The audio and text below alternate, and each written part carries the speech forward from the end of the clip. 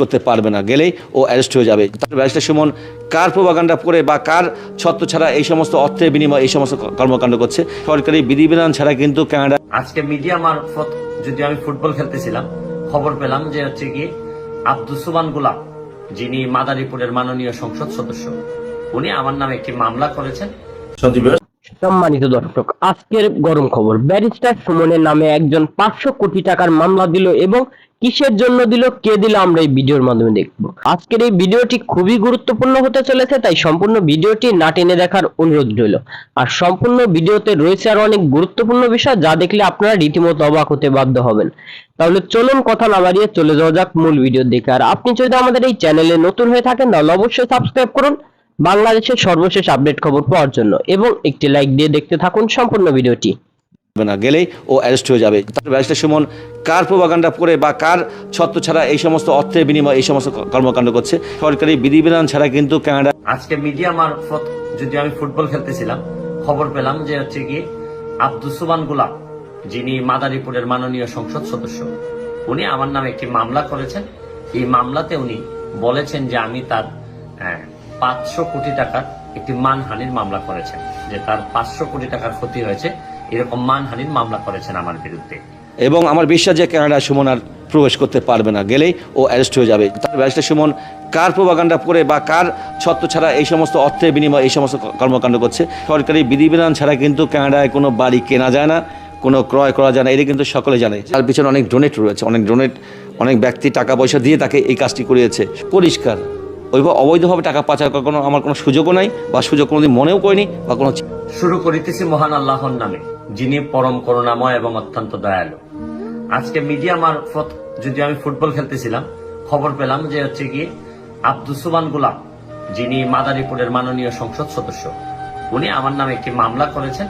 এই মামলাতে উনি বলেছেন যে আমি তার 500 কোটি টাকার একটি মানহানির মামলা করেছেন, যে তার 500 কোটি টাকার ক্ষতি হয়েছে, এরকম মানহানির মামলা করেছেন আমার বিরুদ্ধে।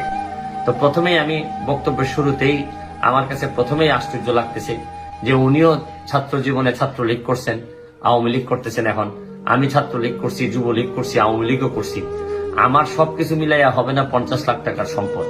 আর এই ভদ্রলোক এই আওয়ামী লীগ, ছাত্রলীগ, যুবলীগ করার কারণে সম্পদ যে কত আছে তা তো জানি না, তবে ওনার যে মান, এই মানের দাম সামান্য আমি দুই এক কথা বলাতেই, পুরাটা তো এখনো বলি নাই, অল্প কিছু বলাতেই 500 কোটি টাকার ক্ষতি হয়ে গেছে।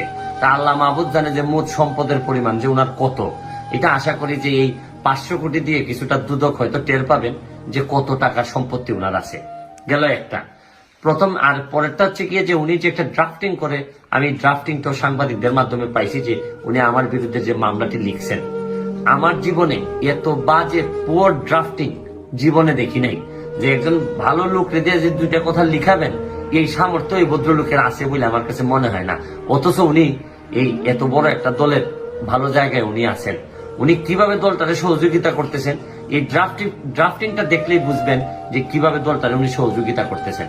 তার উপর আবার আমার অ্যাড্রেস ভুল, আমার জীবিত মারে লিখছেন উনি যে আমার মার নাম মৃত, মানে আমার মা নাকি মারা গেছেন। মানে আমার কাছে মনে হয়েছে যে একটা মানুষ যখন তার পতনের সময় আসে, তখন যে সে যে বিভিন্ন ধরনের ভুল করে, এটা আমাদের ইসলামেই আছে। মানুষের পাপের ঘর যখন পূর্ণ হয়, তখন কিন্তু যে কোনো জায়গায় আজরাইলের জন্ম হয়, তখন সে ইচ্ছা করে এই আজরাইলের কাছ দিয়ে হাঁটাহাঁটি করে। তো মনে হয়েছে যে আমার এইরকম একটা অবস্থা তৈরি হয়েছে। আমি আপনাদেরকে পরিষ্কার করে বলতে চাই, মানহানির তো প্রশ্নই আসে না। আমি যেসব কথা বলার কারণে আপনি আমাদেরকে বলছেন যে আমি মানহানি করছি আপনার, আমি তো আমার কোনো কথা বলি নাই। ইনভেস্টিগেটিভ জার্নালিস্ট যারা সারা পৃথিবীতে বিখ্যাত, যারা তারা প্রমাণ করে দিয়ে দিছে। প্রথম আলো এটাকে আবার ছাপাইয়ে বলছে যে আপনি নিউ ইয়র্কের মতো জায়গায় 9টা প্রপার্টি, 40 কোটি টাকার প্রপার্টি শুধু নিউ ইয়র্কের মতো জায়গায় 9টা, আবার বলছি 9টা প্রপার্টির মালিক আপনি। আমার আশ্চর্য লাগে, উনি মানহানির কথা বলেন, এত কথা বলেন, কিন্তু প্রপার্টি যে উনার, এই ব্যাপারে তো অস্বীকার করেন না, কারণ করার সুযোগ আপনার নাই।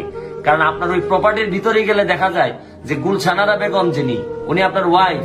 আপনি তো এটা অস্বীকার করেন না যে না গুলশান আরা কিন্তু আমার ওয়াইফ না, এটা তো আপনার বলেন। আপনার ছেলের নাম, এটা আপনি অস্বীকার করতে পারবেন না। কারণ আপনি যে কাজটা করেছেন, আমি আবার বলছি, আপনাকে আবার বলছি যে আপনি বঙ্গবন্ধু কন্যার সাথে বেইমানি করেছেন।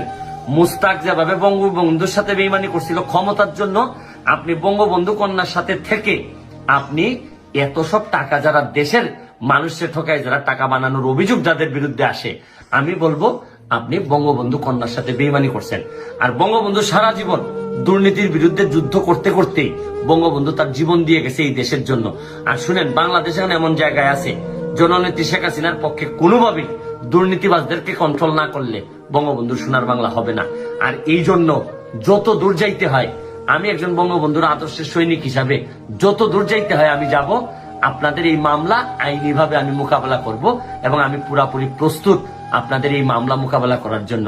মনে রাখেন, স্বাভাবিকভাবে সাধারণত খুব বেশি পাপের গভীরতা না হইলে আমি সাধারণত হাত দিতে চাই না, কারণ আমি বুঝেই হাত দিছি, জানি আপনাদের বিরুদ্ধে হাত দিলে আমার হাতের অনেক ক্ষতি হবে, আমার ক্যারিয়ারের ক্ষতি হবে, রাজনীতির ক্ষতি হওয়ার সম্ভাবনা দেখা দিবে। এগুলা জেনে বুঝেও সবকিছু ছেড়ে দিয়ে শুধু উপরে আল্লাহ, নিচে বঙ্গবন্ধুর আদর্শ আর জননেত্রী শেখ হাসিনা, এই চিন্তা করে এবং ওভারঅল বুকে বাংলাদেশ ধারণ করে এগিয়ে যাচ্ছি। আপনাদের দোয়া চাই, সহযোগিতা চাই, সবাই মিলেই এই সোনার বাংলা বানাবো, এই প্রমিস করে আজকের মতো বিদায় নিচ্ছি। ভালো থাকুন, সুস্থ। সম্মানিত দর্শক, আশা করি আপনারা সম্পূর্ণ ভিডিওটি না টেনে দেখেছেন এবং এই ভিডিওটি দেখে আপনারা অনেক কিছু বুঝতে পেরেছেন। আর আপনার যদি এই ভিডিওর উপর কোনো গুরুত্বপূর্ণ মতামত থেকে থাকে তাহলে অবশ্যই কমেন্ট বক্সে জানান। আর আজকের ভিডিওটি এই পর্যন্তই, আবার দেখা হবে অন্য কোনো নতুন ভিডিওতে। ততক্ষণ সুস্থ থাকুন, ভালো থাকুন, আল্লাহ হাফেজ।